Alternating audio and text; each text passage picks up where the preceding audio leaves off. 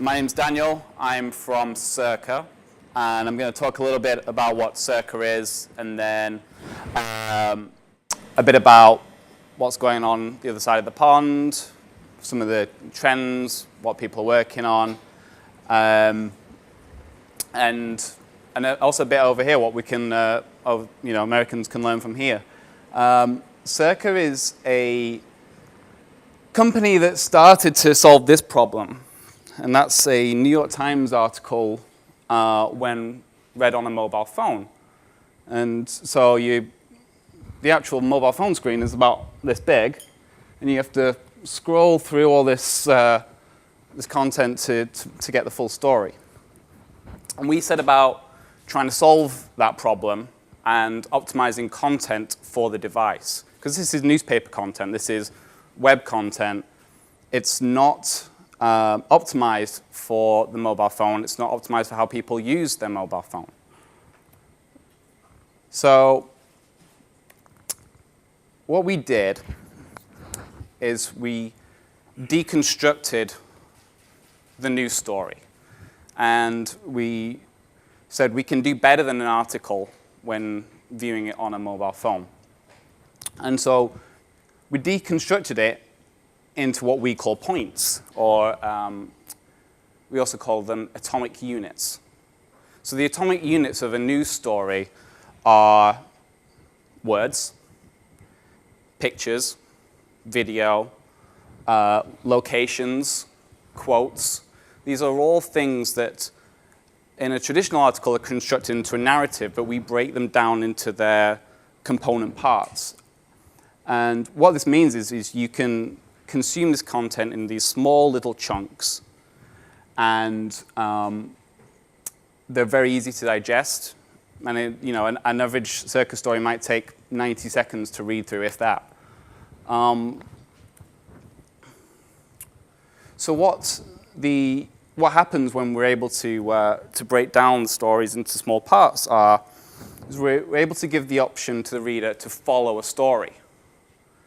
So our stories aren't done once they're published. That's the start of a story for us.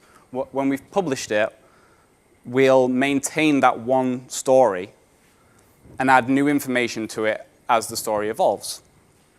So for instance, the Indian elections. We started that many months ago, and we started by talking about who the candidates were and talking about an overall picture of Indian politics. But as the election started, as issues came up, we added these points to our story.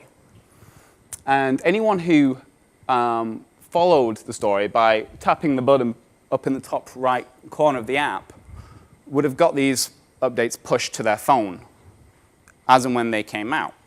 So a new reader could come to the story, and they'll have the latest version of the story. But if you've already read the first version of the story, you don't need to read all the background information. You already know that. So we can push just new information to the readers that are already following it.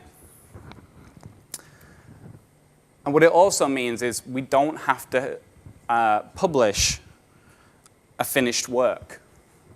So what we can do is, for this example, this is an example from a while ago, but say a breaking news event happened today. One did. There's a bombing in Kenya. We can just publish. There's been a bomb in Nairobi. More details will come in as we have them, but you can follow that, and as we have the details, we will push them to you. So we're not asking readers to come to us, we're going to them. We're saying, we have new information, here it is, rather than relying on them to check back in with us when we have more details. So this is our traffic from the Boston Marathon bombing last year. And this was a story that we pushed out on the Monday to start with 1 point. There's been a bomb at the Boston Marathon. We didn't have any details of casualties. We didn't have any details of who did it. All we know is there was an explosion. And so on the Monday, people obviously interested in this story, and they followed it. And then each time we pushed out a major new development in the story, this is when, these peaks are when the readers came back. So as you can sort of see the narrative that happened over the week there, which was the bomb happened. There's these incremental updates about the casualties and the manhunt. And then on the Friday of that week is when the huge manhunt was for the two bombers. There was a cop shot in Boston, and then finally they caught the guy. So what that sort of shows is we're pushing this stuff onto the readers, and they're coming back when we've got the big stuff for them.